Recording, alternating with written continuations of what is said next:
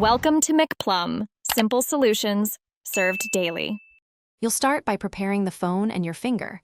Remove any case or screen protector. Dry and clean the home button with a lint-free cloth. Once done, make sure you have a current backup and know your passcode. Now go to Settings, tap Touch ID and Passcode, and authenticate. This is where you can delete old fingerprints and begin a fresh enrollment. You do this because a bad sensor read is usually from oil, dirt, or damaged fingerprint data rather than hardware failure. Next, you'll delete each stored fingerprint and create a clean set. You do this to remove corrupted data. Tap a fingerprint entry and delete it. When enrolling, place different parts of the fingertip on the home button, vary angle and pressure, and complete all the edge and center scans. This increases recognition accuracy.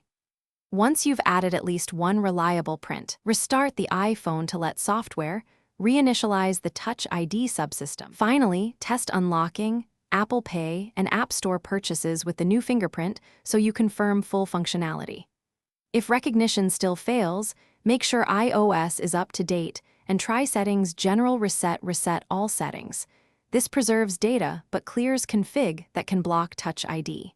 If problems persist after that, and after cleaning, you're likely facing hardware fault.